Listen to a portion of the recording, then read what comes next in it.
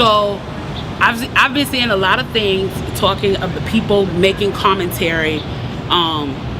Interestingly enough, the ones I've noticed that have been making the commentary are wealthy black people making the commentary about we should not be rioting, we should not be looting, we should not be tearing up our own communities.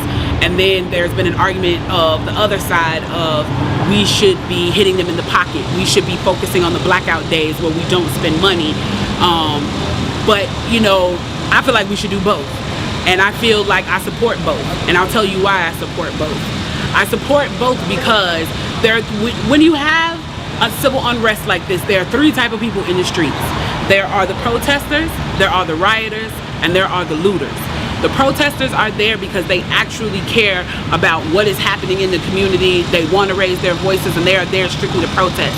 You have the rioters who are angry, who are anarchists, who really just want to fuck shit up, and that's what they're going to do regardless. And then you have the looters. And the looters almost exclusively are just there to do that, to loot. Now, people are like, well, what did you gain? Well, what did you get from looting?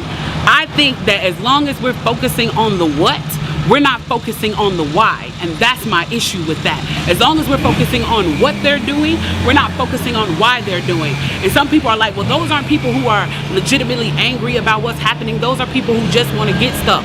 Okay, well then, let's go with that. Let's say that's what it is. Let's ask ourselves why in this country in 2020, the financial gap between poor blacks and the rest of the world is at such a distance that people feel like their only hope and only opportunity to get some of the things that we flaunt and flash in front of them all the time is to walk through a broken glass window and get it. That they are so hopeless that getting that necklace, getting that TV, getting that change, getting that bed, getting that phone, whatever it is that they're gonna get, is that in that moment when the riots happen and if they present an opportunity of looting, that's their only opportunity to get it. We need to be questioning that why. Why are people that poor? Why are people that broke? Why are people that food insecure, that clothing insecure, that they feel like their only shot, that they are shooting their shot by walking through a broken glass window to get what they need?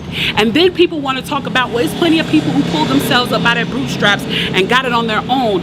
Why can't they do that? Let me explain to you something about economics in America. And I'm so glad that as a child I got an opportunity to spend time at Push where they taught me this, is that we must never forget that economics was the reason that black people were brought to this country. We came to do the agricultural work in the South and the textile work in the North.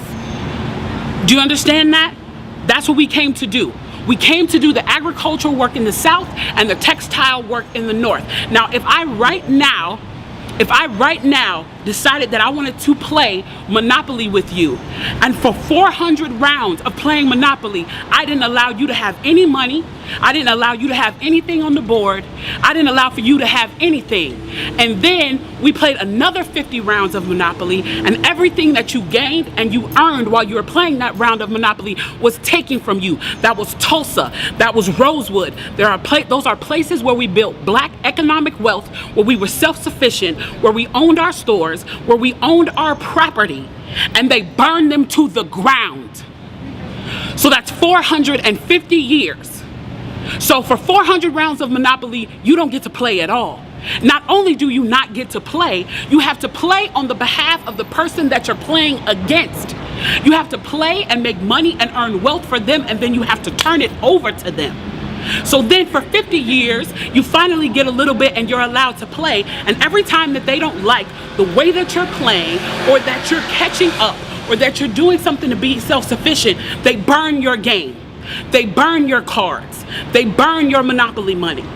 And then finally at the release and the onset of that, they allow you to play and they say, okay, now you catch up. Now at this point, the only way you're going to catch up in the game is if the person shares the wealth, correct? But what if every time you share the wealth, then there's psychological warfare against you to say, oh, you're an equal opportunity hire. So if I played 400 rounds of Monopoly with you and I had to play and give you every dime that I made, and then for 50 years, every time that I played, if you didn't like what I did, you got to burn it like they did in Tulsa and like they did in Rosewood, how can you win? How can you win? You can't win. The game is fixed. So when they say, why do you burn down the community? Why do you burn down your own neighborhood? It's not ours. We don't own anything. We don't own anything. Trevor Noah said it so beautifully last night. There's a social contract that we all have, that if you steal or if I steal, then the person who is the authority comes in and they fix the situation. But the person who fixes the situation is killing us. So the social contract is broken. And if the social contract is broken, why the fuck do I give a shit about burning the fucking Football Hall of Fame, about burning a fucking Target? You broke the contract when you killed us in the streets and didn't give a fuck. You broke the contract when for 400 years we played your game and built your wealth. You broke the contract when we built our wealth again on our own, by our bootstraps in Tulsa, and you dropped bombs on us. When we built it in Rosewood and you came in and you slaughtered us. You broke the contract, so fuck your Target.